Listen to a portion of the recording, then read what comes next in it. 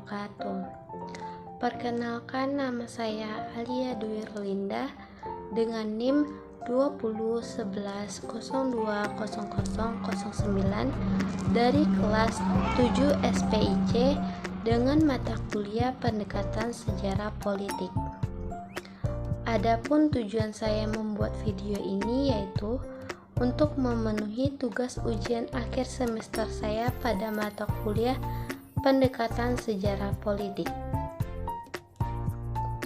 Baik, langsung saja di sini saya akan menjelaskan tentang meningkatnya Islam konservatif di Indonesia. Indonesia adalah negara yang memiliki populasi muslim terbesar di seluruh dunia.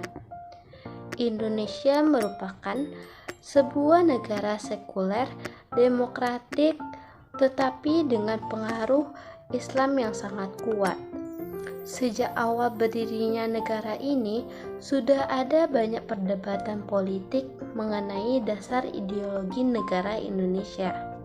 Sejumlah kelompok Islam konservatif, termasuk sejumlah partai politik, berpendapat bahwa Indonesia seharusnya menjadi sebuah negara Islam.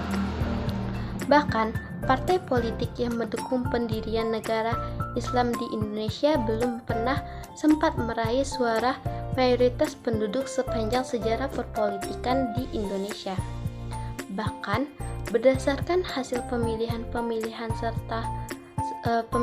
setelah Orde Baru Soeharto, partai-partai Islam yang konservatif sepertinya justru kehilangan dukungan dibandingkan partai-partai sekuler, dan karena itu tampaknya kecil kemungkinan bahwa Indonesia akan menjadi negara Islam di masa yang akan mendatang. Namun, memang benar juga bahwa aliran Islam yang konservatif dalam masyarakat Indonesia tampaknya sempat meningkatkan pengaruh terhadap politik regional dan politik nasional. Pada waktu itu, ada kekhawatiran tentang meningkatnya pengaruh kelompok-kelompok Islam garis keras terhadap politik daerah dan politik nasional di Indonesia. Kekhawatirannya adalah bahwa perkembangan ini tidak baik untuk pluralisme agama di Indonesia dan juga tidak baik untuk kelompok-kelompok minoritas seperti komunitas LGBT. Pada tahun 2014, seorang Kristen dan etnis Tionghoa, Basuki Tjahjanpurnama atau biasa kita sebut Ahok, menggantikan Joko Widodo sebagai gubernur Jakarta. Sebelumnya, Ahok jadi wakil gubernur pada tahun 2012 sampai 2014. Tetapi secara hukum, Ahok menggantikan Joko Widodo ketika Joko Widodo menjadi presiden ke-7 di Indonesia pada tahun 2014. Walaupun kelompok garis keras tidak setuju seorang non-muslim memimpin kota yang mayoritasnya muslim, pada waktu itu tidak ada masalah yang signifikan hingga akhir pada tahun 2016. Pada akhir 2016, dalam konteks pemilihan gubernur Jakarta tahun 2017, Ahok membuat penghujatan ketika dia mengatakan beberapa warga Jakarta tidak akan memilih Ahok karena mereka terancam dan tertipu oleh mereka yang menggunakan ayat Al-Maidah 51 dari Al-Quran yang melarang populasi muslim dipimpin oleh pemimpin non-muslim. Setelah sebuah video yang memanipulasi pernyataan Ahok menjadi viral di media sosial, kritik muncul terutama dari kelompok muslim garis keras. Serangkaian demonstrasi besar terjadi pada waktu itu. Demonstrasi besar ini diselenggarakan oleh kelompok-kelompok garis keras yang terjadi di Jakarta. Itu dapat memberikan tekanan besar pada masyarakat. Ketegangan agama yang membuat banyak orang muslim memutuskan untuk memperkuat identitas muslim mereka. Seperti contohnya saja pada wanita yang sebelumnya tidak pernah mengenakan jilbab, tetapi mulai mengenakan jilbab.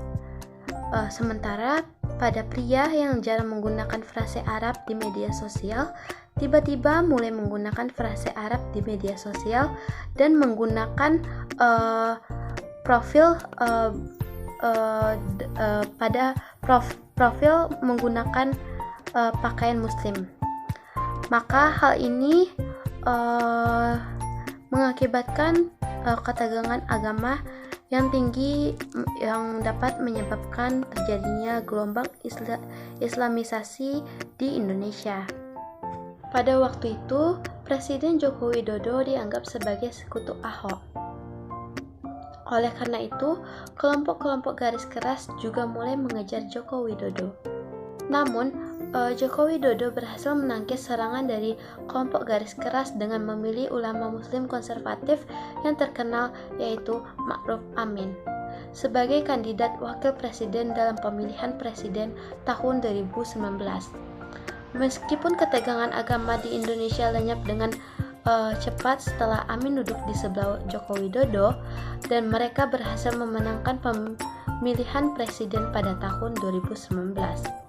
Pemilu Presiden 2019 juga dapat dianggap sebagai kemenangan bagi Islam konservatif karena sekarang ada seorang ulama muslim yang konservatif di posisi politik nasional yang tinggi.